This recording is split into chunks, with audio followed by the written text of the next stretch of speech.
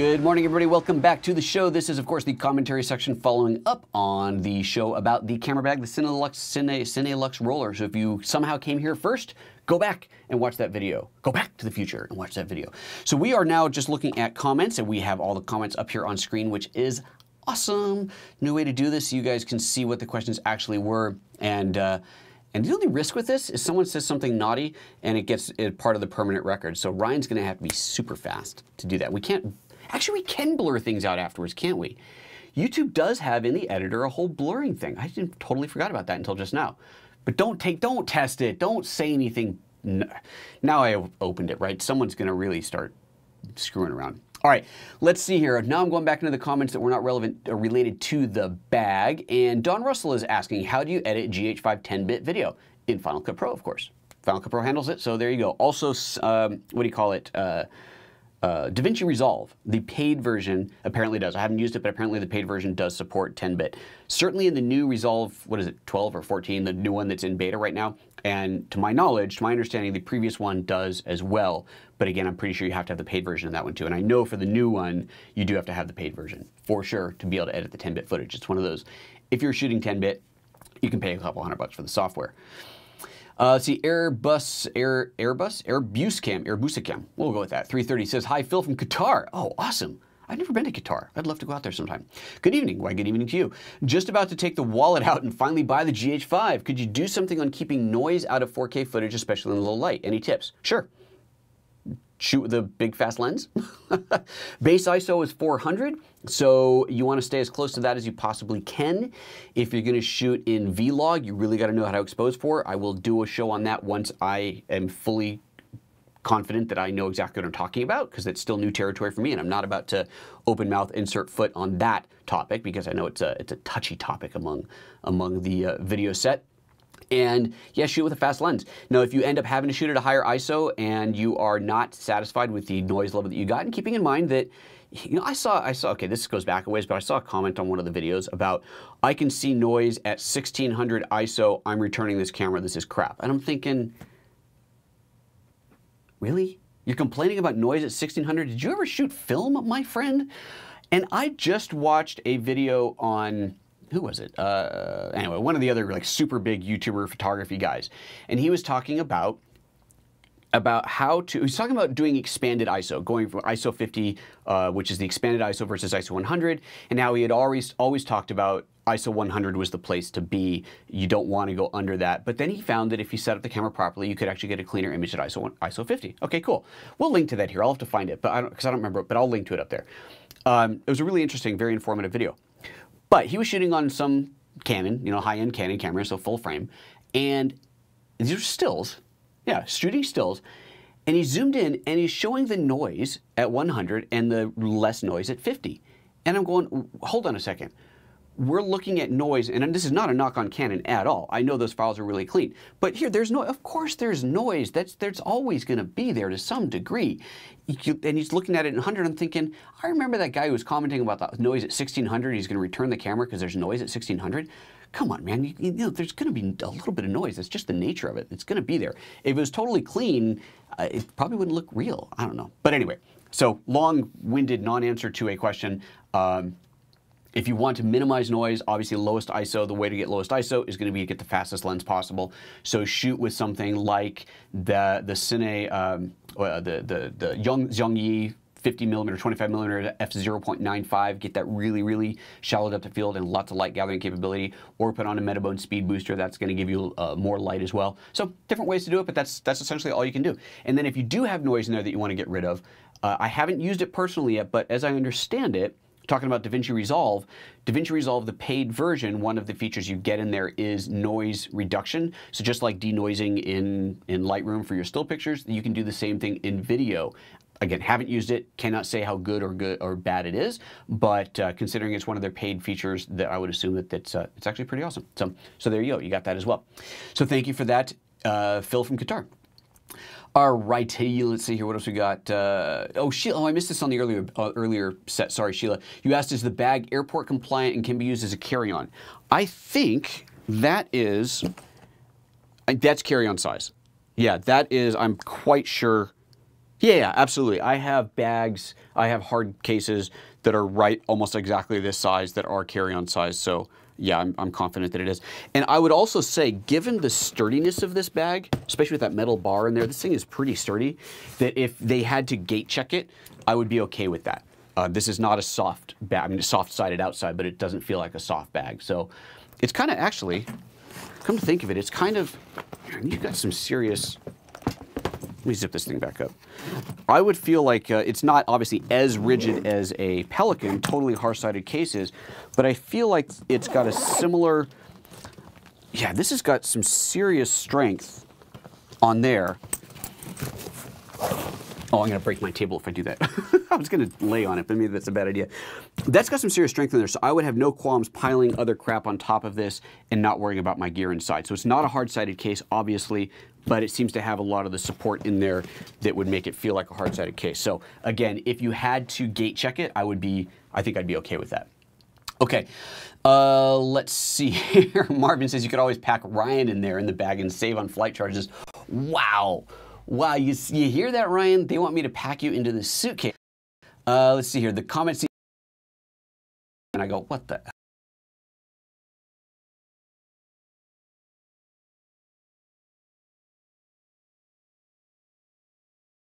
But it is too. We got streaming issues, I am being told. Ooh, look at that. Well, I'm going to keep on going. There's not a whole lot I can do about that. Are we stopped on the back?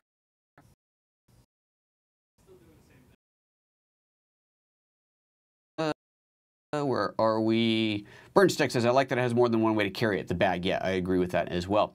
False color came up. How does one read false color and use it? I'm gonna have to do a whole video on that. I've never actually used it. False color can give you, I think it can be used in a variety of different ways to show different things. This sucks about what's going on with the backup? Is that totally off? Or is it still doing its thing? It's not the backup. Oh. Maybe we just got crappy internet today. I don't have anything running here. Nope. Oh, actually there is a backup running here. Let me pause that one, see if it makes any difference. But this machine has like nothing to back up, so. Well, we're going to keep going, and of course I am recording this locally, so all else fails, we can re-upload this later. Okay, let's see here. Where were we on these? So back to false color. I'm going to have to do some more research looking into that. That's one of those things I just haven't played with at all, and so I will save that question for another time. Serge says, did you notice my comment about false colors in the GH5? No. So another thing about false colors. Shares, if you're going to put a question earlier and you forget to @PhotoJoseph me, you can't go @PhotoJoseph and then say, hey, look for my question earlier. Just copy and paste your question back in again, because I can't go scrolling back and trying to find your question. That's, no. People talking about losing buffering, transmission problems. Yeah, I know. Sorry, guys. Solar flares will cause problems. I agree, Sheila. I blame the solar flares. Tom Curley is here. It froze a couple times, but good now. Welcome, Tom. It's always good to see you here. So, yeah, it looks like that's it for the questions that come up in here. That was an easy one. So that's for the G85 quality. Sorry, I think we're in the middle of that, and I kind of went off on a tangent. Oh, because, well, anyway. So the G85 quality difference to the GH5. The GH5 has got a totally new sensor and new, what do you call it, new processor in it, much more advanced processor. It's a significantly more advanced camera. So image quality is going to be a bit better and higher resolution. It all depends on what you're doing. And let's keep in mind that for a lot of what people are doing with their cameras when it comes to still or video work, you're not really pushing the limits of what the camera can do. If you've got a G85 and you're happy with it, then I'd say just keep using it. Keep using it. Once you get to the point where your camera doesn't have a feature that you really need, then that's when you make that upgrade. But if you've got money to burn and you've got a body that you're happy with, spend that money on lenses. Right, put the money into new optics. Get some really good glass on there that's going to give you a focal length you don't have, or an aperture you don't have, or whatever. Spend your money there, because you can do more creative, fun stuff with different lenses than you can with a new body. Unless, of course, you want something like the 1080p, 180 frames per second. If you want that, well, then you got to have the GH5. If you want 10-bit 4K 60p, then you got to have a GH5 and one of these guys, right? The new Atomos Ninja Inferno. You're going to have that if that's what you want. But if that's not what you want and or need, then don't spend the money on the camera to buy that. Spend the money on lenses. Lenses will last you virtually forever in your photography career. There's no reason to ever replace a lens unless it breaks, obviously. But, or, you know, maybe there's some new version of it that's got something way better about it that you really want. But even like the new image stabilized IS2 versions of the 12 to 35 and 35 to 100 lenses, if you've got the old lenses, there's minimal reason to upgrade unless you really need that extra half stop to stop of stabilization, or you really need the extra water sealing, whatever weather sealing that's in there. If you don't need those, then don't bother upgrading those lenses. Buy different glass. Spend your money on glass that you don't already have. And the same thing on bodies. If you don't need the features in there, spend the money on stuff that's going to enhance your creativity and your shooting capability. And don't just waste the money. It isn't wasting, but don't spend the money where you don't need it. So we'll just leave it at that. Seems like we are back to being streaming fine because I'm seeing lots of comments coming through again. Sarah says, I've got a LUT usable in GH5 to enable false colors. Works like a charm. Oh, cool. You had mentioned that before, Sarah. So feel free to put a link to that in the show notes later on, and I will approve that link. Make sure, obviously, you tell people what it is so anybody looking for it can find it. I haven't played with that yet, but you talked about that before, and that was really cool. Sheila says, speaking of solar, in August, the U.S. will have a total eclipse of the sun. That's right. I'll be out of the country. Go figure. Peeps are talking about filming already and lenses and filters. Yeah, I know. It's a big topic. I thought, and I live in Oregon, quite close to the, what do you call it, the line, where you get to get the total eclipse. My dad's house is right in the middle of it, so they're having a huge party out there in South Carolina. But I'm going to be in Sweden then, so I'm totally missing the eclipse. Oh, well. So Sheila's saying, having said that, a show on that would be popular. I'm sure it would. I don't know anything about it. So I would be talking not out of this part of my body. So I don't know anything about it. I could do a bunch of research on it, but then I wouldn't get to use that research, and that would be sad. So I'm going to skip that one. Extender says, a little off topic. That's okay. That's what this section is for. Can you make some video about transferring shots to the iPhone, Android, fastest way to share via WhatsApp, for example? I'm assuming you're talking about from your Lumix camera. Yeah, I will be doing that. Actually, I should do that soon. I think I'm pretty well ready for that. I'm going to do a whole show around the Panasonic app because it is really cool. There's a lot of fun stuff you can do with it. So I will be doing a show on that. Maybe I'll try and do that next week. I think that'd be a good thing to do. Alrighty, let's see here. What else we got? Adrian says, what's good software for doing Cinegraphs? I fancy trying it out. Well, then you should be checking out Flixel. Flixel Cinegraph Pro. Do I have that card on here? Let me see if I can pull that up because I just did a podcast on them. And here it's just loading up. My graphic for that is loading. This is the one. So check this out. Go to, where is it? Oh, wrong one. What am I looking for? There, that's the one I want. Cinemagraph Pro. This is the podcast. This was episode 5 of the new podcast, Photo Apps podcast. You can see this at photoapps.expert. Click the podcast button. If you don't see the tile right away, that'll show you just the podcasts themselves. Or you can go to iTunes or here on YouTube. It's on this channel as well. And look for that episode. Cinemagraph Pro is the name of the app. Flixel is the company. Now, I'm going to say something here that I know I've seen a lot of comments on people saying Cinemagraph Pro is really expensive. It's a subscription model to remove the watermark, $200 a year. And that's not insignificant amount of money. But here's the thing. All that money does is removes the watermark. It might give you more storage, I don't know. But anyway, the big thing is it removes the watermark. So if you're making these for a client, obviously you got to remove the watermark. So you got to pay the money. But you're selling these to a client. And even the Flixel guys came in to say in the comments, look, we have photographers who are selling cinemagraphs for $300, $400, $500. A single one for more than the cost of the annual subscription. So yes, it costs money to use, but you're doing it for clients. Charge clients appropriately, and the service pays for itself. So just keep that in mind. So do check that out. I think it's awesome software. I really have done very little with it myself, but that was the fun thing. That's the fun thing about the podcast is I get people in to show us software that I haven't played with yet, and it looks awesome. So do check that out. Thank you for asking, Adrian. Marvin P.A. saying, would really appreciate some downloadable GH5 setups. Yes, I fully intend to do that. I keep promising that. Like I've said before, I keep kind of tweaking mine, and I really want to get mine solid. But I'm getting closer. I'll do it. Don't worry. Just got to have a little patience. Burns Tech says, this may be a noob question. Is there an advantage to using a specialized external monitor, not a recorder, for a camera instead of a generic 7 to 8 inch 720p monitor? Okay, sure. So, if it's not a recorder, then I don't know how specialized it'll be. But by going up to higher resolution monitors, the things you're going to gain would be focus, what do you call it? Focus sharpness, being able to see more accurately how focused it is, right? If you're taking a 4K signal and squishing it all the way down to 720p, and you're looking at the screen trying to do critical focus, you're not going to be as accurate as if you're looking at a 1080p screen. So there's that.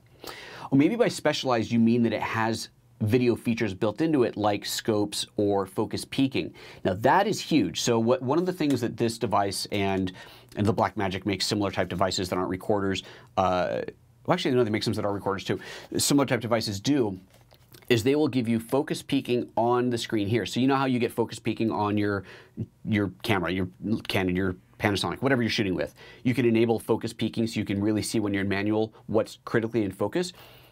You can get that on the external display if you're using a specialized display, one that's designed for video versus just some cheap thing. You remember I did a little mini review on the, or an unboxing I guess it was, on the really cheap monitor that I had totally ripped off from somebody else's video, but I admitted that, so it's okay. We'll link to that here. Again, because that was a cool little product, and I've been using it, and it's great. It's super limited, but it's great. And one of the biggest problems is it's not an, was it IPS? Is that right? Whatever. Not the right kind of screen. So if you're looking straight at it, it looks great. As soon as it tilts just a little bit, it's hard to see. It's crappy. So it's obviously not a great screen, but for the use that I'm using it for, I just needed to see an image externally. It's working just fine, but it's very limiting. But specialized ones, yeah, you'll get things like focus peaking. This will show you scopes. This one will allow you to load LUTs into it, and so you can get previews if you're doing vlog footage. There's a lot of advantages to the higher end versions of these, but it all just depends on what you need. So hopefully that helps answer your question, Burns Tech. DT Logic says, I am planning to get the Panny Holy Grail, 7 to 14, 35 to 100, 12 to 35. Excellent, awesome combination. If you're looking at the 714, consider the new 8 to, whatever it is, 16? What is it? The new 8 to something or other. I don't have one yet, but that's a Leica lens. That's a nice looking lens. I've played with it for all of 2 minutes. I like it a lot. Hey, Tom, you're watching. Can you send me one, please? Thanks. Let's see here. What else is going on in here on the chat? But nice selection, D-Tech Logic. That's going to be a great combo. That will give you a full spread. Dave's Nature Productions says, on the GH5, is it possible to show exposure on the meter when in 6K photo? It always shows 0 when I'm recording. Exposure on the meter. Oh, to see, you would see if you're under or over? Is that what you mean? I'm not quite sure I understand what you mean by that, and I'll have to play. I'm sure if I play with it, I'll see exactly what you mean.